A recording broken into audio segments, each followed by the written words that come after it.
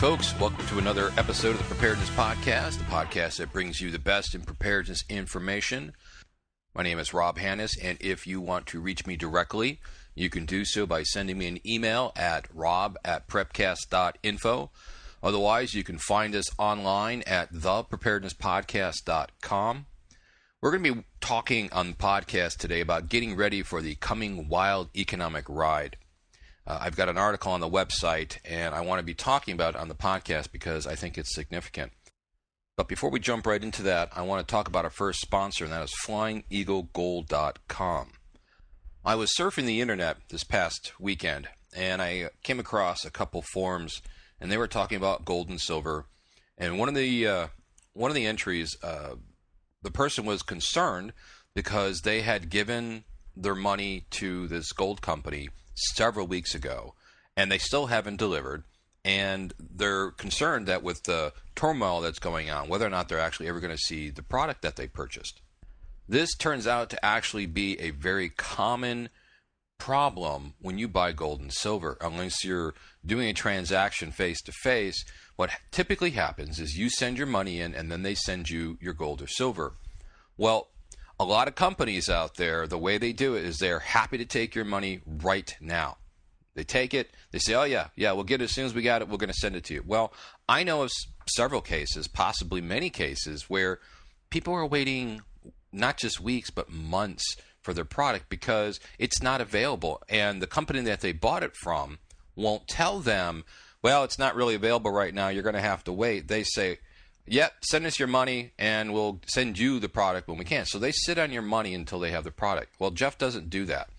Jeff prefers that you don't send your money until he is confident that he has locked down or located the product and can have it shipped to you really quickly. Now, every once in a while he gets caught because the suppliers don't supply when they're supposed to. But overall, that is one of the things that really drives his business, is that he doesn't take your money and sit on it for weeks and months and goes, oh yeah, I'll get your product soon. I've had several conversations with Jeff where he was stressed out because he wasn't able to get the product out fast enough. And I'm like, well, how long has it been? He's been like 3 days. I'm like, well, it's only 3 days. He goes, no, that's not what I do. I have to get this out. I've got the client's money. I've got to get it out as soon as possible. So I've seen him do this several times before, and that's one of the reasons why I can recommend Jeff, is because he's not going to take your money and sit on it and while you have no product. So if you're thinking about buying some gold and silver, give Jeff a call at 855-289-7587 or go to FlyingEagleGold.com. One of the philosophies of this podcast, and I really haven't said it much lately, and it's completely my fault, but do your own research is one of the things that we talk about a lot on previous podcasts, and I have mentioned it lately, but it really is something that I believe you need to be doing. I realize that I probably haven't said it as much here on my podcast as I have lately on interviews and some guest hosting. So I want to bring it up again that when I talk about things, I feel my job is to get you thinking. It's trying to teach you and help you avoid the mistakes that I've made and avoid spending the money fruitlessly that I have when doing my preps over the past few decades. But it is about doing your own research. I want to encourage you to start thinking about preparedness, get your mind going, get you start thinking about what you can do. Oh, I didn't think of it that way. And this starts getting you down a path. You start thinking along a certain path that allows other doors and other ideas to open up, because I certainly can't think of everything. And even if I could, I certainly don't have the podcast time to convey all of that. So one of the roles I see myself with the podcast is being an instigator for you to help you start thinking down the right path, start thinking on these what-if scenarios, and get your mind thinking in a preparedness sort of mindset. So you need to do your own research. When I talk, sometimes I make mistakes. As I said, I'm not really a speaker. I'm more of a writer, where I can take time and reread what I'm putting out before it gets published or put out there. But as a speaker, a lot of times you just go with what you say, and you know what? I'm trying to think of the next thing I want to say, and a lot of times I either misspeak, mispronounce, which I know you guys have pointed out before. But you know what? Do your own research. If I say tree instead of three, or if I say four, or and I really meant to say 44. You know, you need to do the research to make sure that you understand what the knowledge is. I want to add to that, though. I'm going to change kind of the mantra here for the podcast. It's do your own research, test your preps, because I think those 2 points are the key to making sure that you're prepared. In fact, I would have to say that probably most of what I do when I educate or teach about preparedness is from that aspect of getting your mind opened and start thinking down this path. The EMP book was that way. The Preparedness Capability Checklist is certainly that way. It's about, I consider the PCC a thinking tool. It's a tool that's designed to get you thinking down the right way. And so do your own research means you need to know what you know. You need to make sure that you're confident in what you know. If you know that it's 8 to 10 drops of chlorine per gallon of water, if you're using bleach to disinfect water, you need to be confident in knowing that it's 8 to 10. You can't say, oh, it might be 6 or is it 18? Is it 18 to 20 or 8 to 10? You need to know, or you need to have the resources available so that you can look it up. That's what I mean. You need to make sure that you understand and you have the confidence in knowing that what you know is correct information. Because as we've talked about on this podcast, there's a lot of information out there, but you have to validate it and verify that it's actual, real information that is A, not going to hurt you, but B, is actually going to do what you need to do too. And that's where test your preps come in. It's kind of the other side of the coin to do your own research. Test the water purification. If you have a filter or use an iodine, or if you have, for example, let's say you have polar pure iodine crystals, test it, see how it works. If you have I had the Berkey guy on, and we were talking about the black Berkey filters and how some of them were falling apart and stuff. I would imagine there are a few of you out there that listen to this podcast that never knew there was a problem with the filters, and I would even suspect that there may be even a few that went and had filters that were bought from that era that oh my gosh, you went and you look, and sure enough, you give a little tug or a little twist and they come off. You didn't test your preps. And not only is testing your prep, testing your equipment to make sure it works, but you need to also know how to use it. Let's say you bought a sphygmometer. I think I'm pronouncing it right. That's the little BP cuff. You can take your own blood pressure. Well, just buying one is not enough. You need to know how to use it.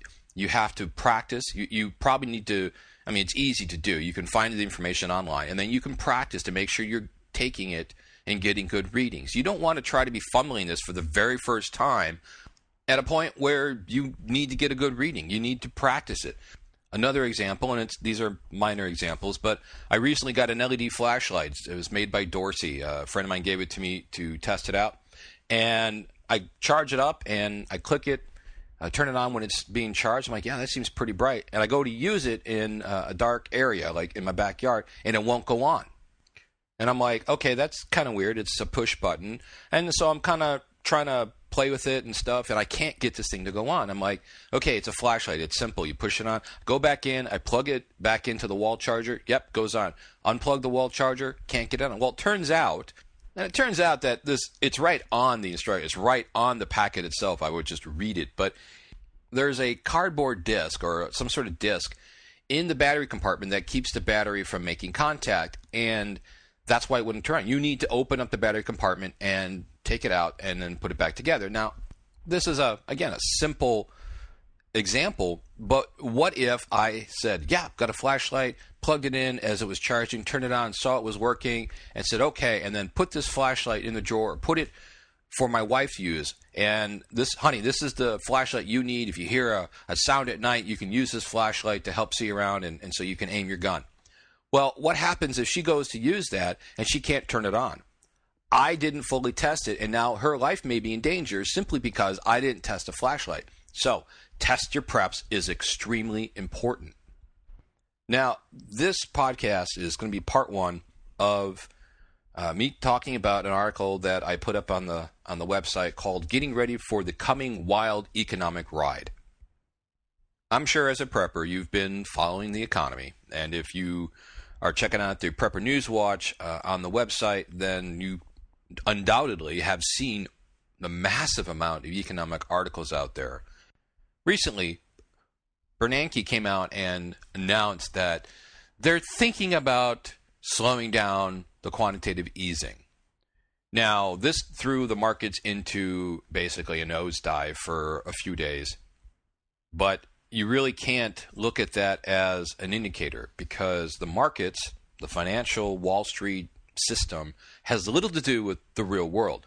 And you can see this because the quantitative easing, the trillions of dollars that have been pumped into the system, I'm using air quotes here, hasn't done anything for mom and pop businesses, for Joe Q public on the street.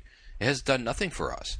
It hasn't fixed our roads. It hasn't fixed our bridges. It hasn't fixed the infrastructure that's aging all over the country.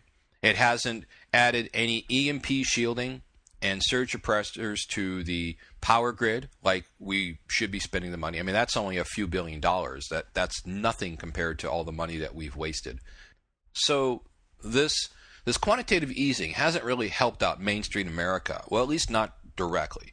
You could make a case that all this quantitative easing has kept the economy from crashing, and that's exactly what it has done, because it's allowing the markets, the financial markets, to continue business as normal, even though it's not normal. They're getting liquidity, money, pumped into them from the Fed, and that allows them to continue the credit.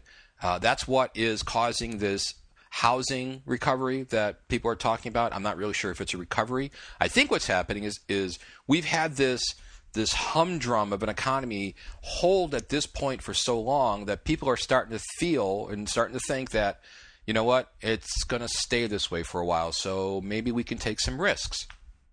And that's one of the things that you're seeing is you're seeing people, especially in the mainstream media, they're starting to say, oh, you know, hey, Joe Q Public, it's okay to take a risk in the stock market again. Yeah, now's a good time. Everything is great. That is that's what they did last time. I mentioned this before. I don't know if it was when I was talking with Charlie or the last podcast or whatever, but I mentioned several times before that when the Wall Streeters want to get out of the market, they have to find somebody to buy their stocks. That's how it works. For every stock sold, there has to be a stock bought and vice versa. So when the people in the know want to jump ship, they got to find somebody else to basically drive that ship. Now, I know I'm kind of bouncing around, but it is related. So what's happening is that the Fed came out and said, we're probably going to be stopping QE soon. Now, on the Prepper News Watch, I've had actually a couple articles that I meant to annotate them, but I forgot. One article was like, hey, QE is going to continue. And the next article from the exact same reporting organization, which I think was the AP or Reuters, they're like, oh, QE is going to stop soon.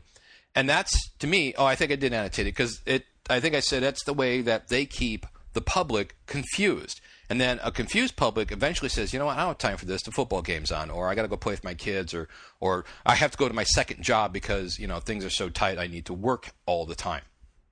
Okay, so we were told that the trillions of dollars that were given to the bankers and the Wall Streeters, basically the financial people, the purpose of that, creating all this money out of thin air, we were told that this was to make the economy give it time to heal itself.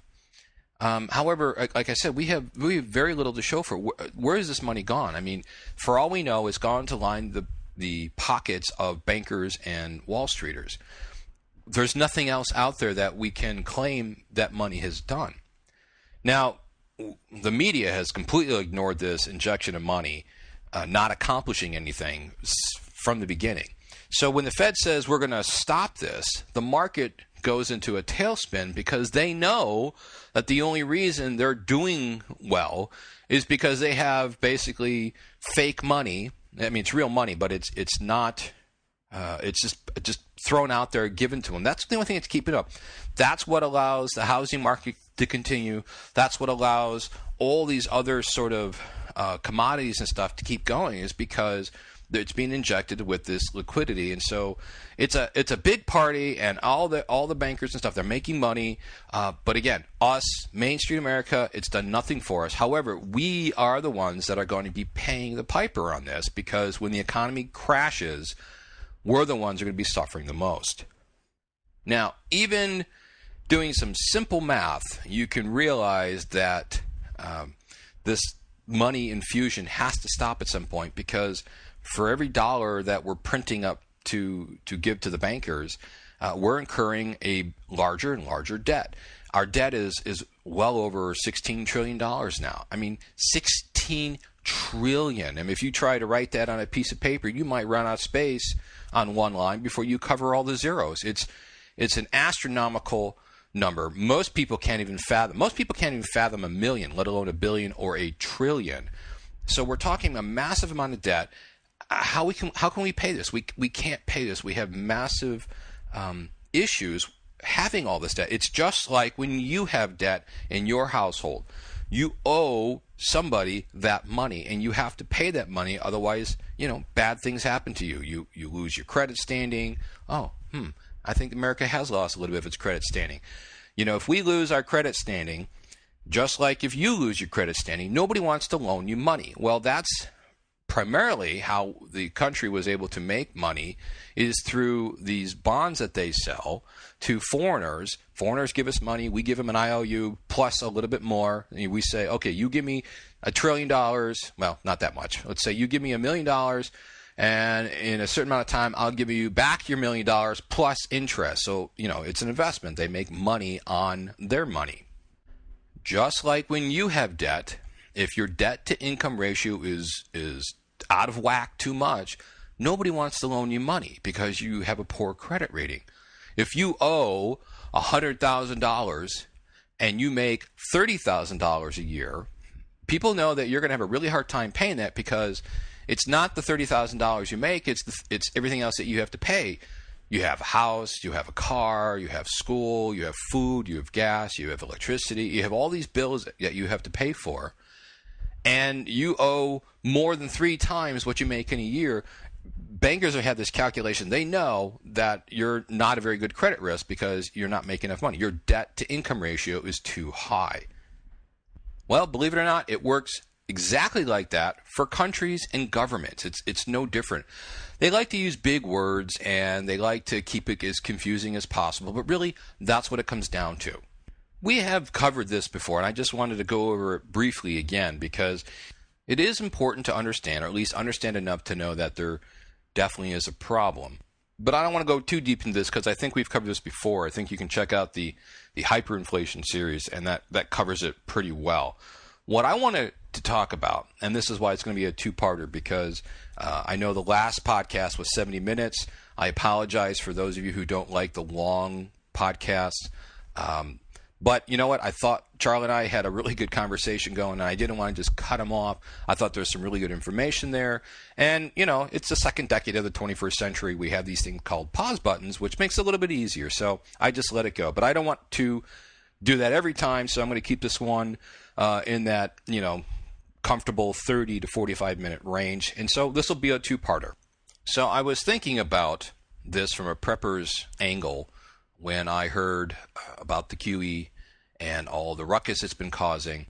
And that started me down this path of what to do, or what we can do to get ready for the coming economic strife and turmoil that is probably in our future. And I say probably in air quotes, because I think we all know that it's going to get there.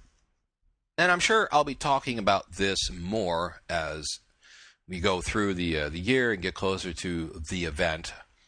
But I wanted to start you thinking down this path and things you can do. The first area is income.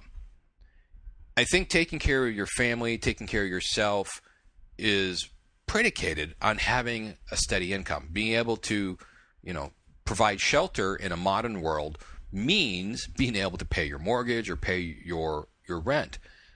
That's critical. And you can't do that unless you have a very large savings or you have income. Preferably both, but so the first thing you need to do is you need to make yourself valuable at work. Now, we've talked about this before, and if you haven't been doing this over the past year or so, it's never too late to start. So if you haven't been doing that, I would definitely think about, or if you started a new job, I would definitely think about ingratiating yourself to your boss and the company so that when it comes time for layoffs, they don't look at you as closely as they look at everybody else.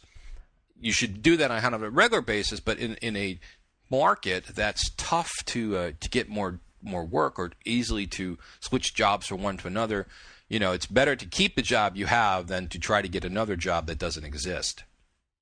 One of the things I don't think people realize when they think of the Great Depression is that there were a lot of people that actually did have jobs. I think, and I'm pulling this right off the top of my head, and it could be far off, but I think there was only 30, 40, maybe 50% unemployment during the Great Depression, which is a large number of unemployed.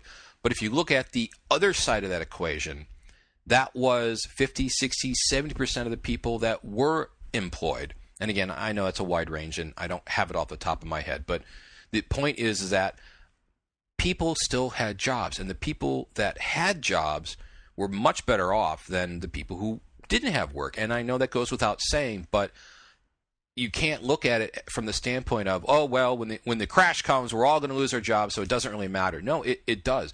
There will still be an economy. There will still be commerce. There will still be businesses. If the company you work for, or if your personal business, if you own a business, if you guys go out of business, then okay, yeah, you can't really do much, no matter how valuable you made yourself, it didn't work out. But there are companies that will be around. If you're working for one of those companies that don't go under, you want to be one of the valuable employees that they want to keep on. And so that's the first thing that you should be working on. However, even though you have a job, you should still freshen up your resume. Keep your resume up to date. Recent data shows that people who have a job are much more likely to get a job as opposed to those who have been out of work for a while. So don't waste time polishing up your resume or bringing it up to current status before you go look for work. You want to start looking immediately.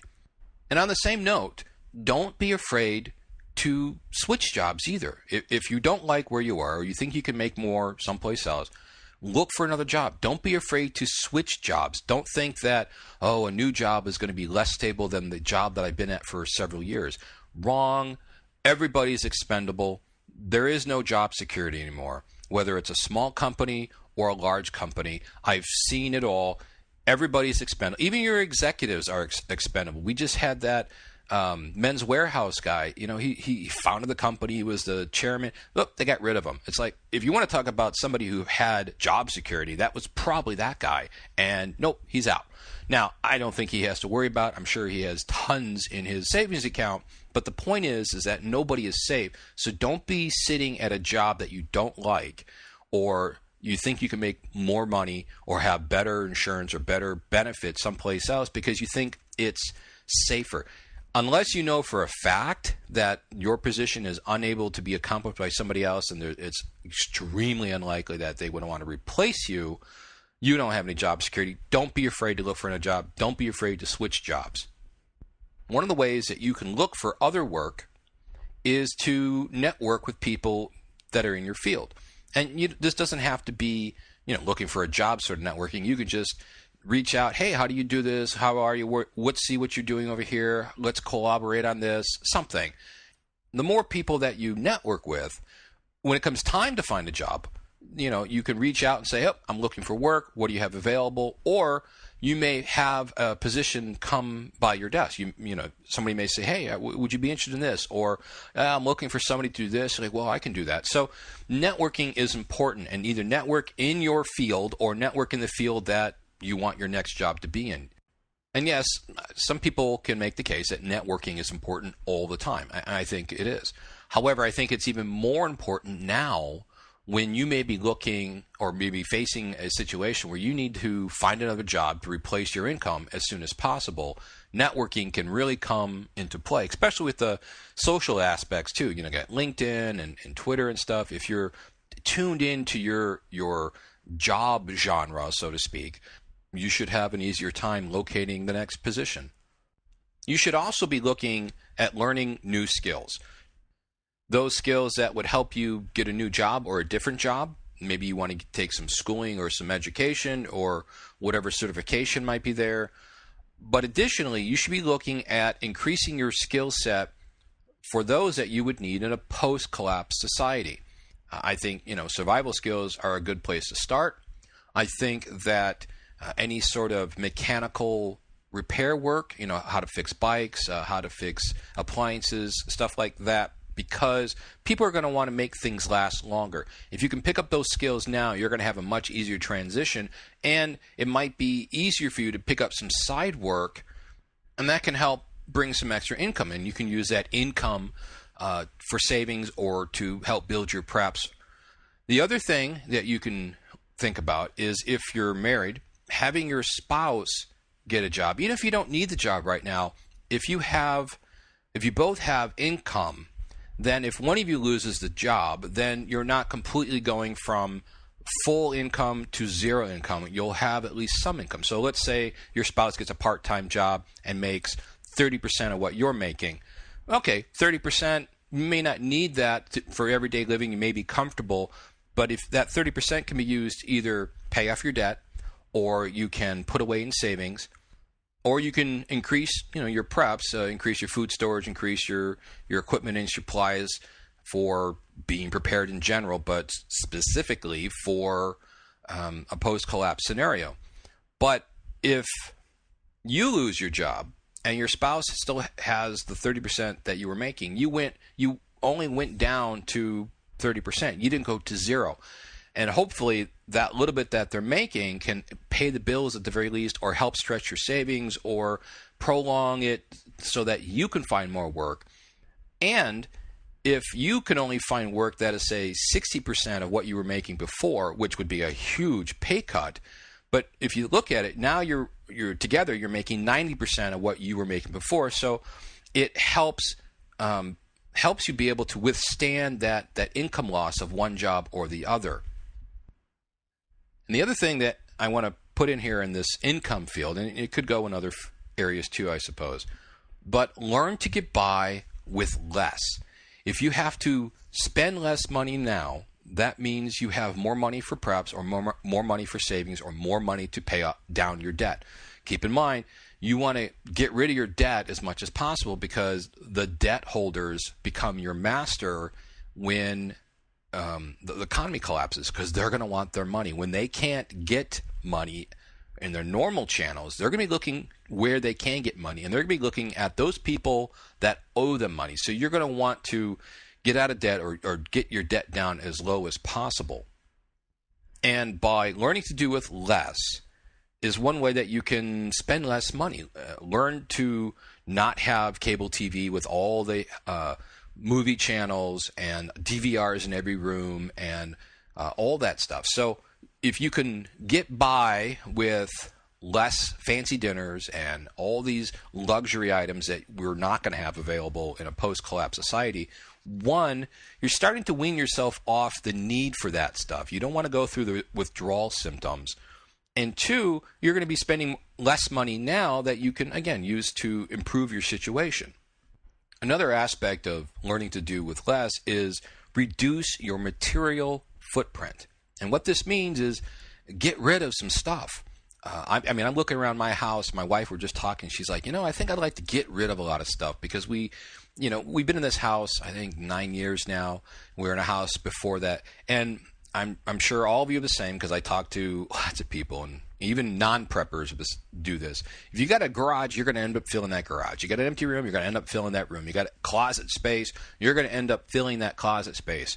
And so we accumulate all this stuff, and at some point it costs money, or it was a gift, and we don't want to get rid of it, but we may not be using it, so we store it on the hopes that we may use it someday. As a prepper, I have a ton of stuff that I've accumulated that I don't want to let go, because I might need it someday. And the truth is that when I actually get to look at this stuff, it's old, it's deteriorated, the new stuff is better than the old stuff.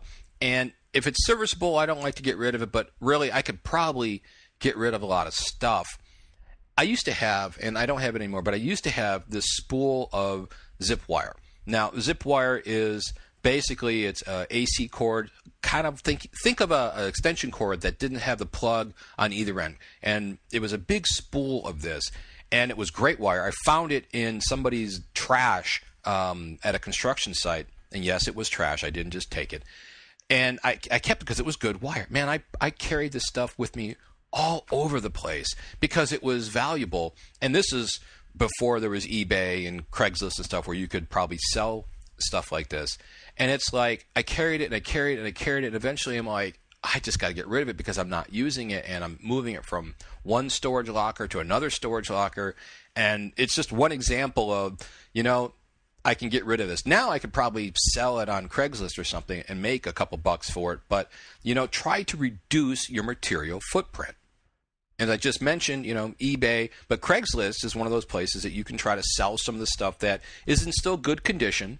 For example, we sell some of our kids' toys that they grow out of but are in still good condition. We will sell them on Craigslist and make a couple bucks off of it. And those couple bucks can either go to something else or just in savings or whatever. But the idea behind reducing your material footprint is twofold. One, you get used to having less stuff, which is important. But two, it also allows you to relocate much more simply and quickly. Now, I'm not talking about bugging out. I'm talking about you suddenly lose your house, whether you're renting or you have a mortgage. Let's say you lose the house and now you have to relocate to a smaller place. In a post-collapse society, post-economic collapse society, you may be moving to Tent City. You may be moving to the forest or something. If you have less stuff, then you are, one, abandoning less stuff, but you're taking only the things that you need. And so there's a big aspect and big advantage to reducing, or at least culling out what you don't need and knowing, okay, this stuff I'm keeping, but it's mostly worthless, not going to take it with us.